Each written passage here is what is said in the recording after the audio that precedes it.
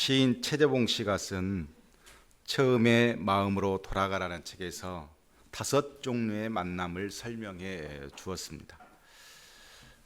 5종류의 만남이 있는데 첫 번째 만남은 생선과 같은 만남이 있다 그랬습니다. 이 생선과 같은 만남은 시인의 말로는 가장 잘못된 만남으로 비린내가 묻어나고 악취가 나는 만남을 의미했습니다. 즉 목적이 있는 계산된 만남을 시인은 생선과 같은 만남이다 그렇게 말을 한 것이죠. 그 다음 두 번째 만남은 꽃송이와 같은 만남이 있다 그랬습니다. 이것을 시인은 가장 조심해야 할 만남이다 이렇게 말했는데, 피어 있을 때는 환호하다가 시들면 버리는 만남, 즉 상대의 상태에 따라 달라지는 만남, 이것을 꽃송이 같은 만남이다 그랬습니다. 그리고 세 번째는 건전지와 같은 만남이 있다 그랬습니다. 시인은 가장 비천한 만남으로 힘이 있을 때는 간수하다가 힘이 다 떨어지면 던져버리는 만남, 즉 나의 기분에 따라 달라지는 만남을 시인은 건전지와 같은 만남이라 그랬습니다. 네 번째는 지우개 같은 만남이 있다 그랬습니다. 가장 시간이 아까운 만남으로 금방 만남이 순식간에 지워져 버리는 그런 만남, 그래서 자기 중심적인 의미 없는 만남이다 이렇게 이야기를 합니다. 마지막 다섯 번째 만남을 시인은 가장 아름다운 만남이라고 소개하고 있는데, 그 만남은 손수건 같은 만남이다 그랬습니다. 힘이 들어서 땀이 나오면 닦아주고 슬퍼서 눈물을 흐르게 되면 닦아주는 그런 손수건 같은 만남, 이것을 인격적인 만남이다 그랬습니다. 하나님은 우리에게 어떤 분이신가요? 여러분은 어떻게 하나님을 만나셨습니까? 자기 목적이 있어 주님께 뭔가 이득을 취하려는 냄새나는 만남, 즉 생선과 같은 만남입니까? 아니면 좋을 때는 주여주여 하다가 힘들면 시들어버리는 꽃송이 같은 만남입니까? 또는 시간 있으면 믿음을 가지고 살다가 바쁘면 버리는 건전지 같은 만남, 아니면 금세 은혜 받아서 주를 위해 살겠다고 하다가 금세 잊어버리는 지우개 같은 만남, 아니면 모든 시간과 모든 사건의 중심에서 항상 동행하고 함께 하시는 손수건 같은 만남을 가지고 계십니까? 미국에 이민 간 사람들이 이런 말을 합니다. 미국 땅에 딱 도착했었을 때 자기를 마중 나온 사람이 내 인생을 결정한다, 이런 말이 있어요. 마중 나온 사람이 세탁소를 하면 자신도 세탁소를 하게 되고, 마중 나온 사람이 슈퍼마켓을 하면 그 사람도 슈퍼마켓을 하더라는 거예요. 마중 나온 사람이 목사님이면 그 사람도 목회를 하더라는 거예요. 그래서 미국 사회에서 이민 간 사람들이 하는 말이, 내가 미국 땅에 처음 발을 디뎠을 때 누가 나를 마중 나오냐에 따라서 내 인생이 결정된다, 그런 말을 합니다. 누구와의 만남은 내 인생을 결정한다, 이런 말들이 그래서 나오는 것 같습니다. 주님을 만난 저와 여러분은 한 분을 만났지만 서로 다른 내용을 가지고 있고 추억을 가지고 있습니다. 가만히 보면 어떤 사람은 하나님과 손수건 같은 만남을 가진 사람이 있고, 또 어떤 사람은 다양한 어떤 내용을 가지고 만나는 사람도 있습니다. 그러나 중요한 것은 뭐냐면 이것을 객관적으로 눈으로 이 만남을 해석해야 되고 우리가 이해해야 정상적인 만남이라고 할 수 있습니다.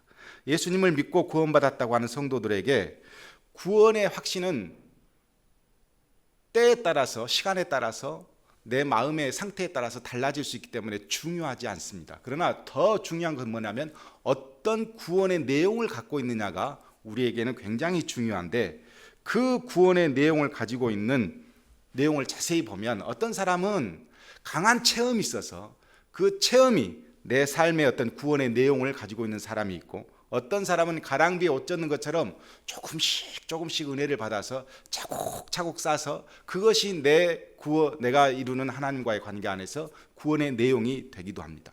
그런데 중요한 것은 뭐냐면 어떤 내용의 구원의 내용을 갖고 있든지 내가 예수님을 인격적으로 만나야 된다는 것은 한결같습니다. 이 인격적인 만남이 있어야 나와 예수님의 관계는 손수건에 같은 그런 만남이 되어지기 때문에 그렇습니다.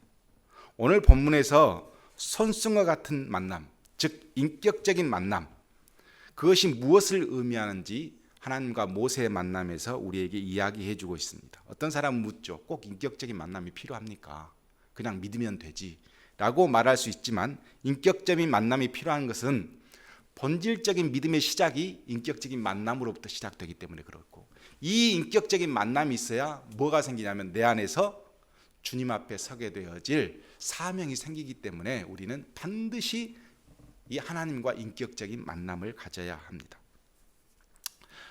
오늘 본문 2장 23절과 25절에 보면 하나님이 이끄시는 구원의 역사에 필요 충분 조건을 소개하고 있습니다. 자, 만남의 시기를 누가 결정하느냐, 이게 오늘 본문에 나와 있는데 23절에 보면 첫 번째 조건이 이렇게 되어 있어요. 여러 해 후에 애굽 왕은 죽었고 그랬어요. 자, 모세를 죽이려고 했던 투트모스 3세가 죽고 그의 아들 아메노텝 2세가 왕이 되었다는 애굽의 역사적 사실을 근거로 그렇게 이야기합니다. 자, 어떤 환경이 이제 만남의 시기를 어느 정도 결정해 주었습니다. 두 번째 조건이 영적인 환경을 이야기하는데 이스라엘 자손은 고된 노동으로 말미암아 탄식하며 부르짖으니 그랬습니다. 자, 만남이 하나님과 모세가 만나기 위해서 영적인 환경도 조성이 되었는데 뭐냐면 이스라엘 백성들이 부르짖었다는 겁니다. 그런데 중요한 것은 뭐냐면 모세가 이스라엘 백성의 지도자가 되기 위해서 한번 나섰을 때 이미 40년 전에도 이스라엘 백성들은 부르짖고 있었어요. 40년이 지난 모세가 80세가 되었었을 때 하나님은 그 부르심을 들었다는 거예요. 왜 이런 시간이 걸렸을까 보면 24절과 25절에 이렇게 기록이 되어 있습니다. 하나님이 그들의 고통 소리를 들으시고 하나님이 아브람과 이삭과 야곱에게 세운 그의 언약을 기억하사 하나님이 이스라엘 자손을 돌보셨고 하나님이 그들을 기억하셨더라 그랬습니다. 자, 뭐가 달라졌냐면 아브람과 이삭과 야곱에게 세우신 언약의 타이밍이 이때라는 거예요. 하나님께서 세우신 이 구원의 역사의 가장 중요한 시기는 모세가 결정하는 것이 아니고 하나님께서 결정하신다, 그런 의미가 거기에 속해 있습니다. 하나님과의 만남에 있어 가장 적절한 때는 하나님이 결정하십니다. 하나님의 절대적 주권에 의해서 하나님은 하나님과 우리의 만남을 결정하십니다. 우리는 지금 애굽의 가혹한 그 학대 받는 그 순간이 구원의 때라고 생각해요. 견딜 수 없는 고통이 다가오는 그 시간이 나에게는 구원의 때이지만 하나님은 하나님께서 언약을 세우신 그 시간, 하나님께서 약속하신 그 시간이 하나님의 구원의 시간이고 만남의 시간입니다. 그래서 우리가 뭘 해서 결정하는 것이 아니라 하나님께서 가장 완벽한 언약의 타이밍을 세우실 때, 그때 우리를 인격적으로 만나 주십니다. 가끔 우리는 보면 꼭 예수 믿어야 할 사람들이 있습니다. 목사님의 아들들 꼭 믿어야 돼, 지금 믿어야 돼. 또 날마다 남편이 예수 믿기를 기도하는 권사님, 그 남편은 우리가 보기에는 지금 믿어야 되고 지금 시간이 맞아요. 그런데 그렇지 않는 경우가 많거든요.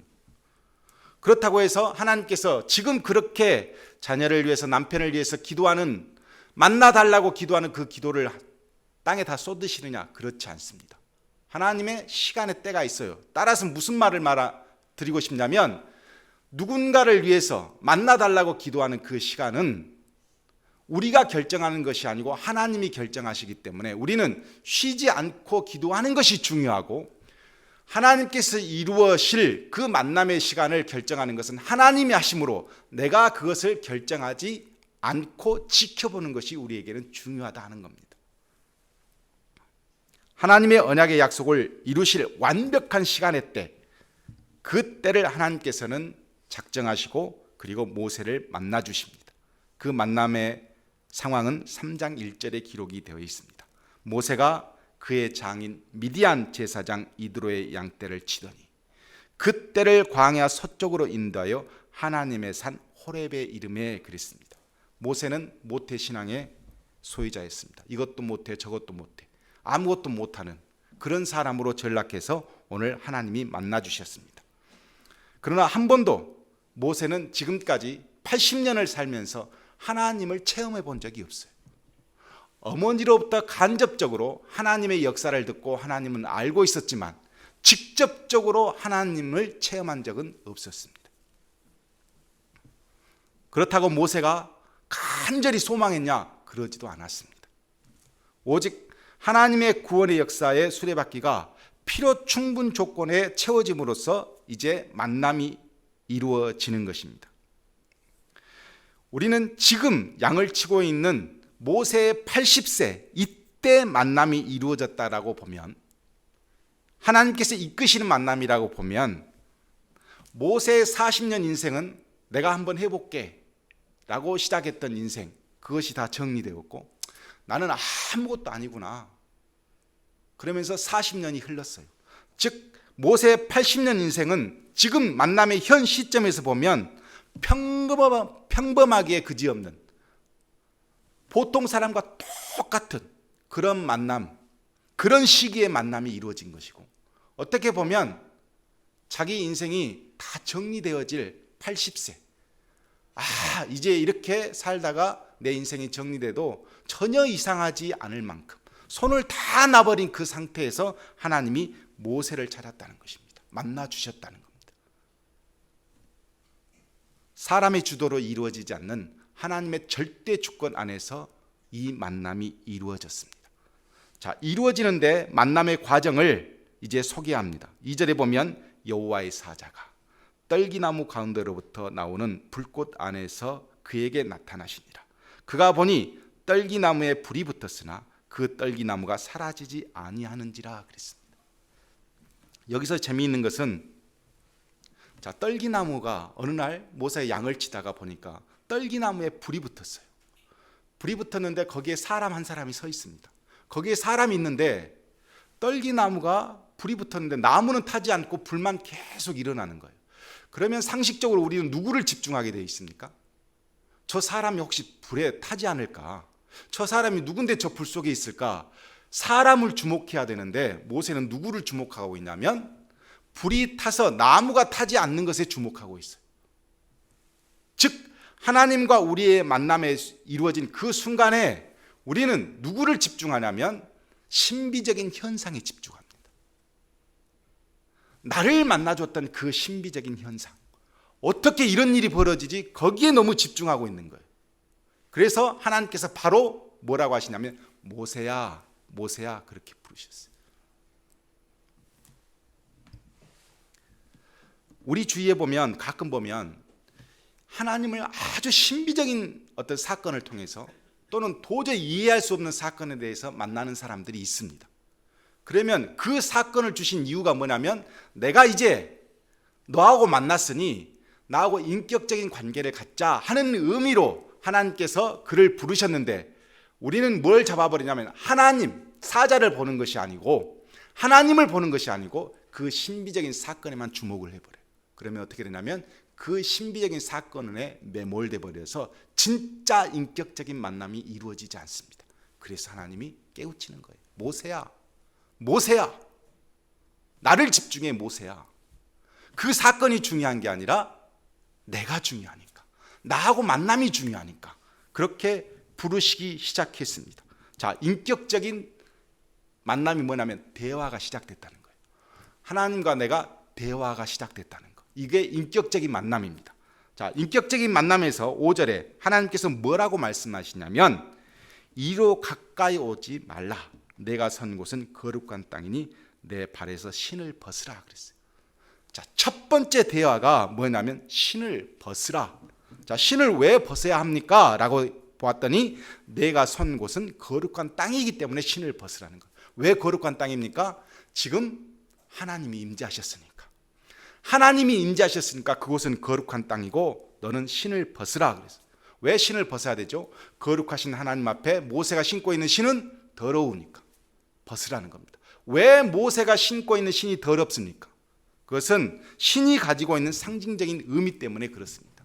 고대인들은요, 신, 발 하면 뭐라고 해석을 했냐면 전체적인 영역으로 봤어요.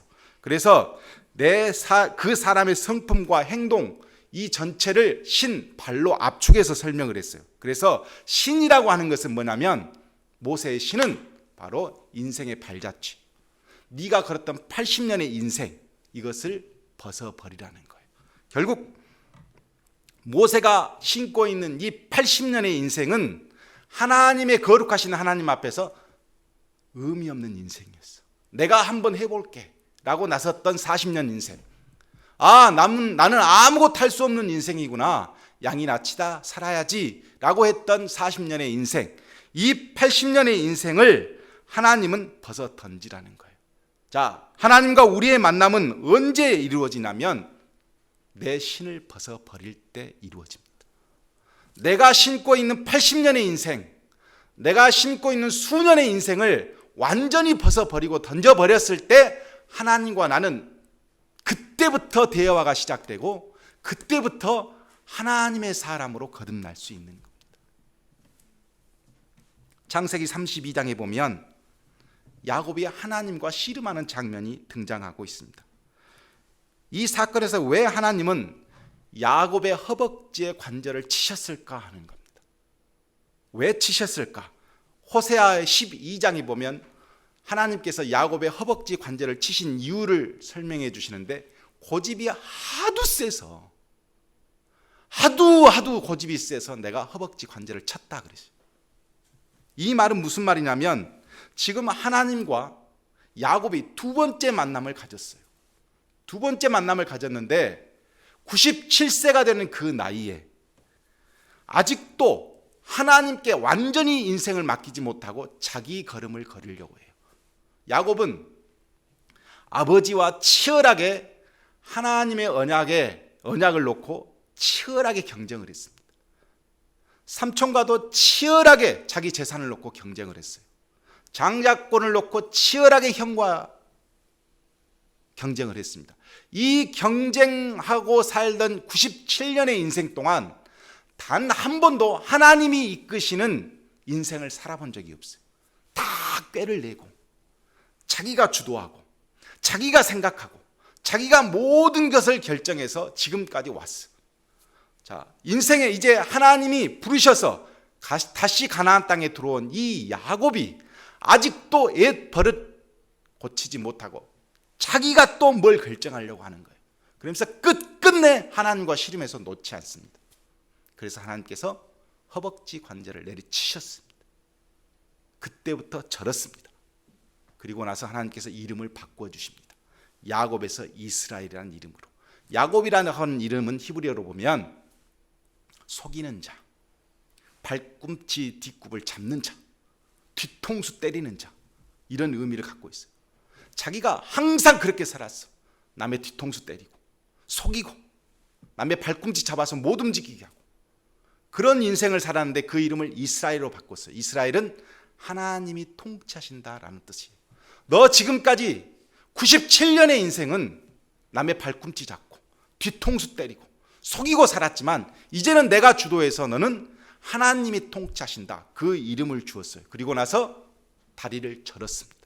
이제 야고보의 발걸음은 머리 돌려서 싹싹하게 재빠르게 자기 걸음으로 살지 않고 자기 걸음은 절어서 살고 하나님의 걸음으로 살기 시작하면서 언약의 족장다운 모습을 그때부터 보이기 시작합니다.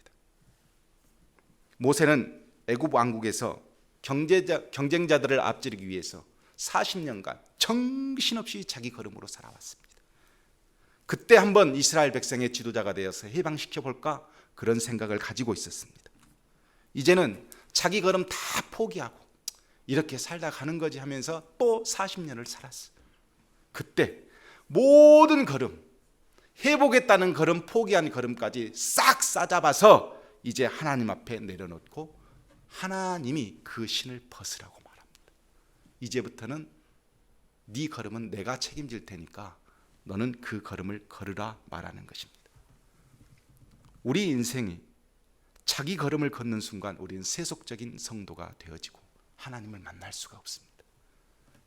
거룩하신 하나님의 백성은 하나님이 통치하시는 겁니다. 내 걸음이 아닌 하나님의 걸음으로 하나님의 신을 신을 때 우리는 비로소 하나님과 인격적인 만남을 갖게 되는 것입니다. 저희 시골 친구 중에 목사님 아들이, 저하고 동갑내기 목사님 아들이 있어요.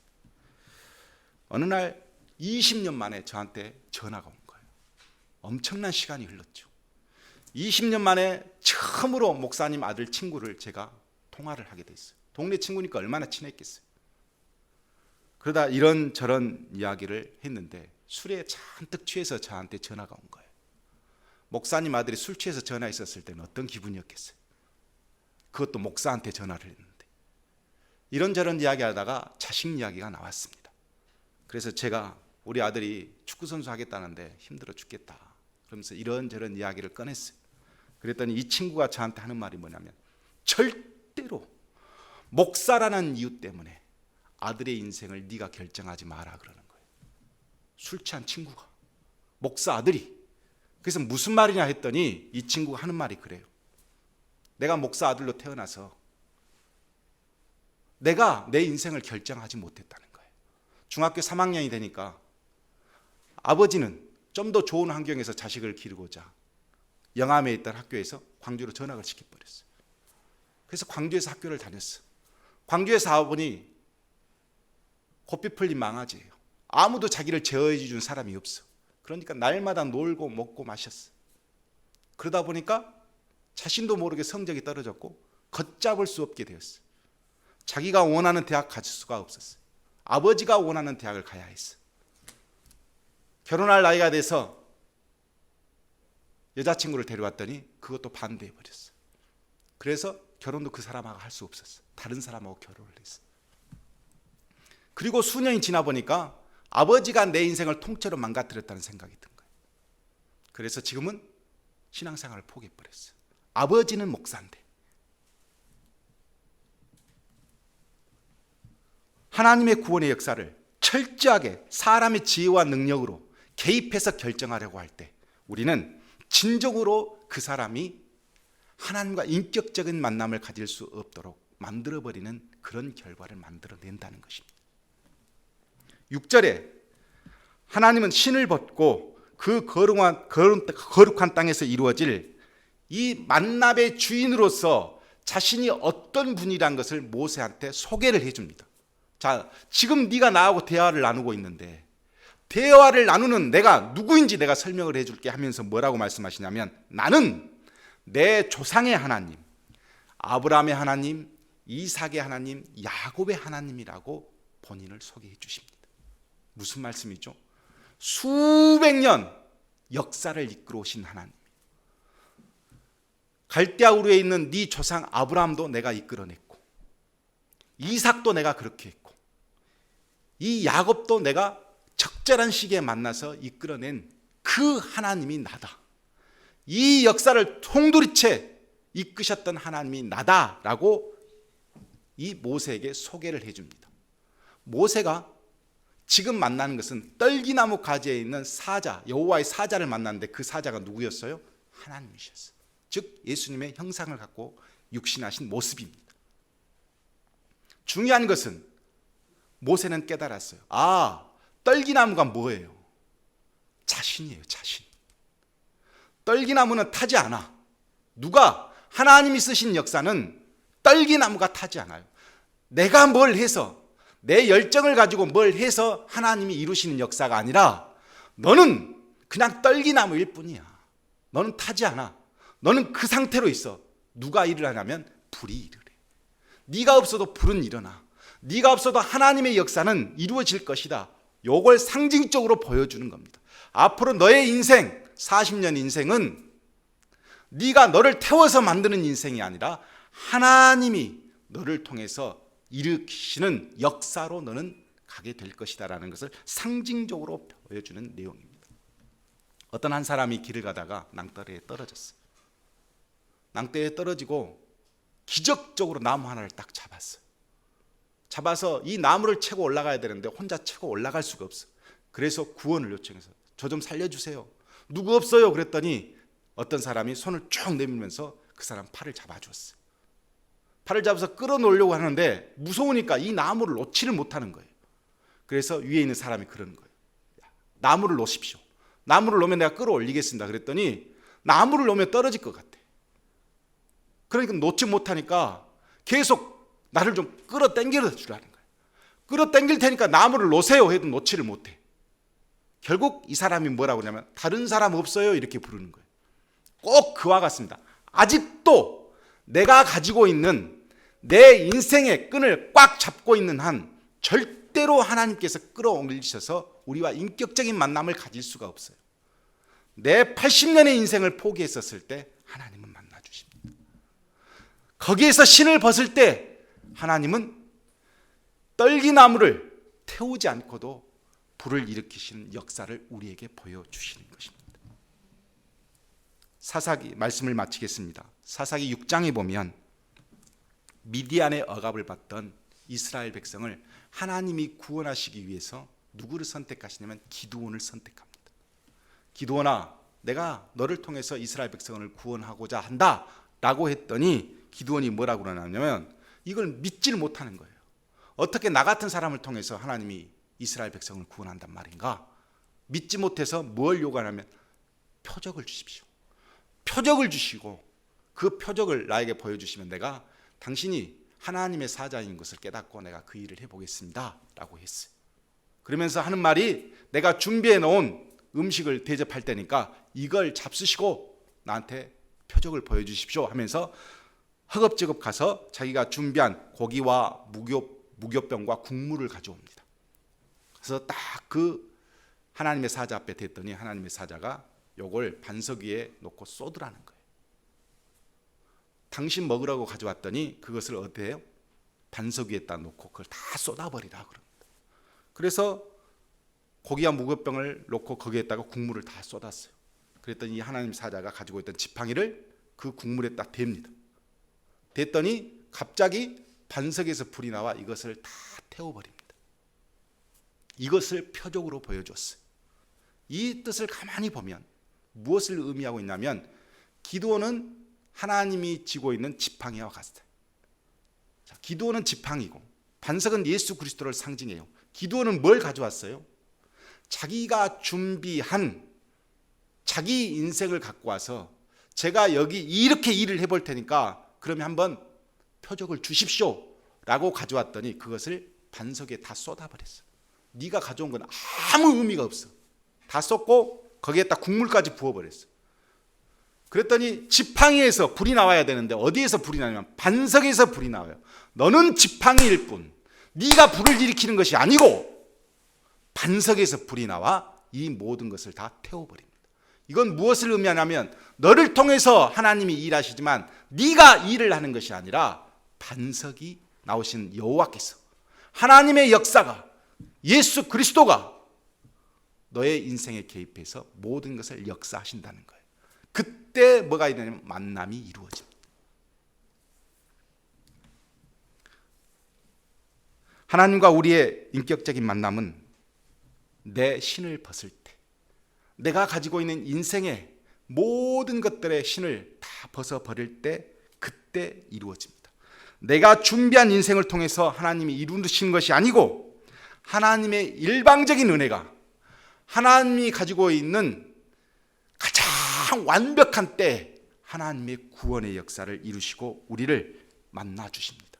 이때 우리는 그 구원의 역사 앞에 인격적인 만남이 되어지고 이 인격적인 만남으로 인해서 우리는 손수건 같은 만남, 기쁠 때나 슬플 때나 함께 해주는 동행하는 그런 만남이 이루어지는 것입니다. 우리가 착각하지 말아야 할 것은 내가 불이 아니라는 사실과 내가 불을 일으킬 수 있는 존재가 아니라는 사실을 깨달을 때 하나님은 우리와 인격적인 만남을 가지십니다. 내 신을 벗어버림으로써 하나님을 만날 수 있다는 것, 어떤 구원의 체험을 가지고 있든 가장 중요한 것은 내 신을 벗어버릴 때 하나님이 나와 인격적인 만남을 시작하신다는 것을 우리가 깨달으면 우리 인생 안에서 하나님과 만나는 가장 적절한 시기에 여러분 구원의 기쁨을 그리고 여러분 가운데 이루어진 여러 가지 하나님의 역사를 만날 수 있고 기뻐할 수 있을 것이라 믿습니다. 그런 가정이 되기를 축복합니다.